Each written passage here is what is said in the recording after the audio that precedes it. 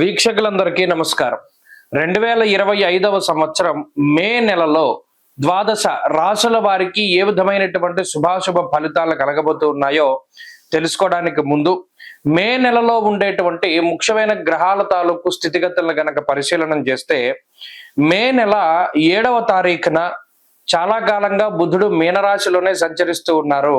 ఆయన తన యొక్క నీచ క్షేత్రాన్ని వదిలిపెట్టి మేషరాశిలోకి ఆయన సంక్రమణం చేయబోతూ ఉన్నారు. అనగా 7వ తారీఖు మే బుధుడు అశ్విని నక్షత్రంలోకి మారుతారు, అంటే మేషరాశి సంచారం. అలాగే 15వ తారీఖు మే 2 సంక్రమణాలు కనబడుతూ ఉన్నాయి. ఒకటి వృషభ సంక్రమణం, అనగా రవిగ్రహం వృషభ రాశిలోకి సంచారం చేస్తారు.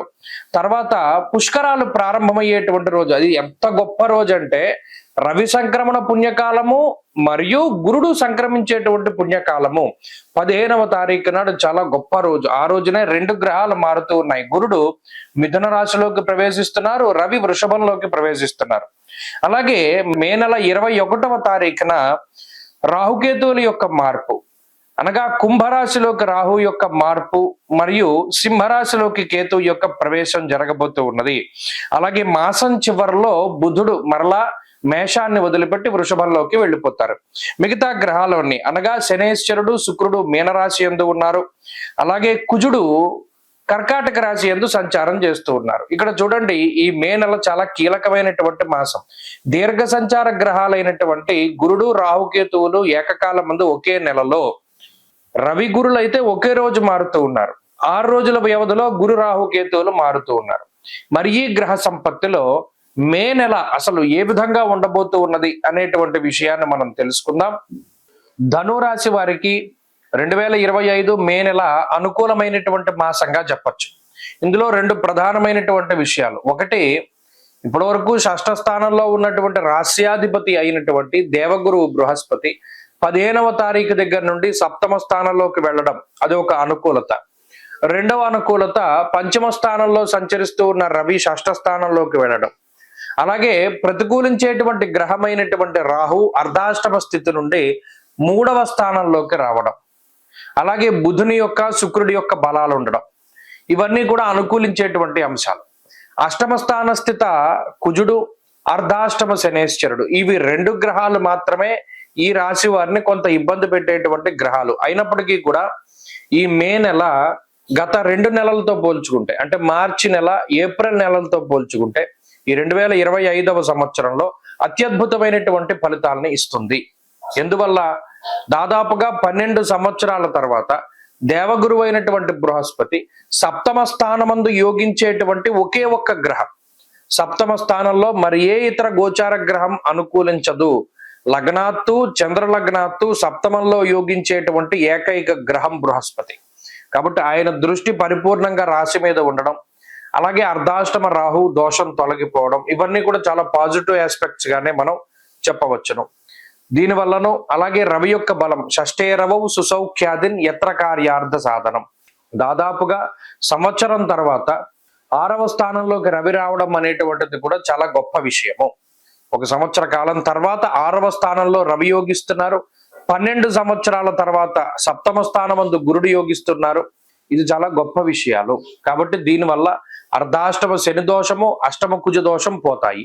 మరి ఏం అనుకూలత వస్తుందండి అంటే, ప్రత్యేకించింది భాగస్వామ్య వ్యాపారాలు చేసేటువంటి వారికి, మరీ ముఖ్యంగా విదేశీ యానానికి సంబంధించినటువంటి విషయాలు, అలాగే ఈ 2-3 కలిసి వ్యాపారాలు పెట్టుకుంటారు, అటువంటి వారికి ఇది చాలా అనుకూలంగా ఉంటుంది.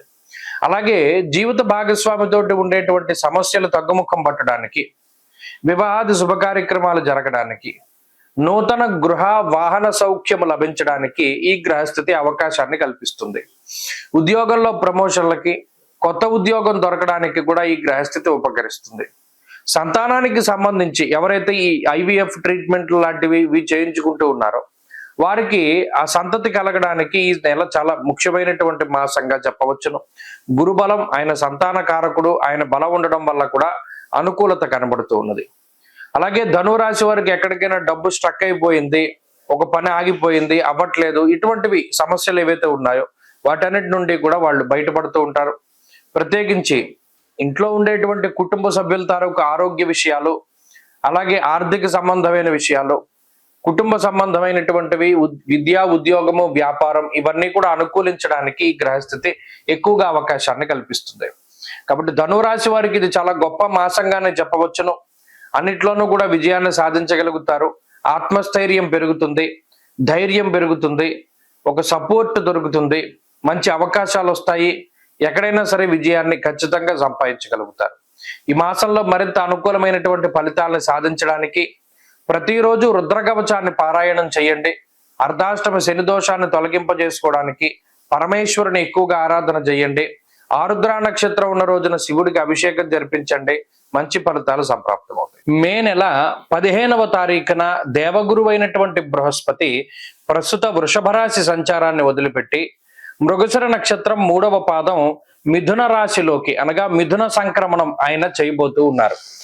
ఈ సంక్రమణంలో భాగంగా ద్వాదశ రాశుల వారికి ఏ విధమైనటువంటి శుభాశుభ ఫలితాలు కలగబోతూ ఉన్నాయి, అలాగే ప్రత్యేకించి ఈ గురుని యొక్క సంచారానికి సంబంధించినటువంటి సందేహాలు కొన్ని ఉంటాయి. ఉదాహరణకి మిథున రాశిలో గురుని యొక్క సంచారం ప్రారంభమైనప్పుడు సరస్వతీ నదీ పుష్కరాలు అనేటువంటివి వస్తాయి.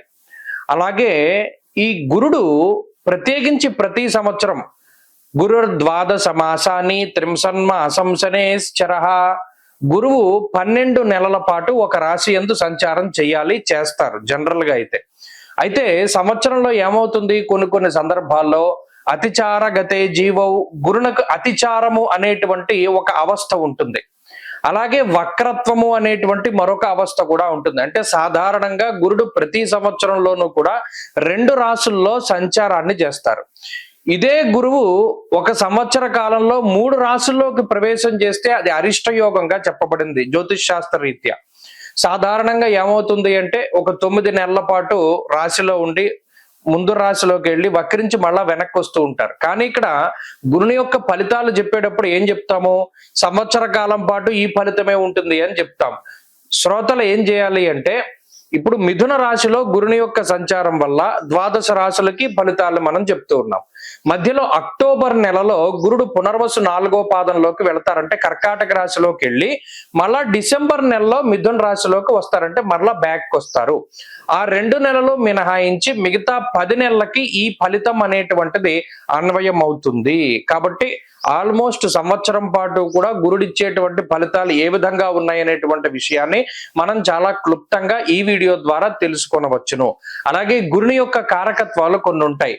యజన కీర్తి గృహ కాంచన పుత్ర వస్త్ర అశ్వాది కారకో గురు, దేవగురు అయిన బృహస్పతి సంతానానికి కారకుడు, వాహనానికి కారకులు ఆయన. అలాగే గృహానికి భూమికి సంబంధించినటువంటి కట్టుబడులకి వాటికి కూడా కారకులు, యజ్ఞయాగాది క్రతువులకి కారకులు, తీర్థయాత్రలకి దైవ దర్శనాలకి వీటికి కారకులు. ఒక గురుడు జాతకంలో గోచార రీత్యా బలంగా ఉంటే, జాతకంలో బలం తక్కువగా ఉన్నా కూడా కొన్ని సందర్భాల్లో గోచార గురుడు చాలా వరకు కాపాడతారు. కాబట్టి ఈ విషయాన్ని మనం దృష్టిలో పెట్టుకోవాలి. గురుబలం లేదు గోచారంలో అంటే ఆ సంవత్సరం అంతా అదృష్టం ఉండదు, దైవ బలం ఉండదు, ఏ పని చేసినా కలిసి రాదు అనేటువంటి విషయాలు ఉంటాయి. కాబట్టి ప్రతి రాశికి ఈ ఫలితాన్ని మనం అన్వయం చేసుకుంటూ వెళదాం. ఈ గురుని యొక్క మార్పు.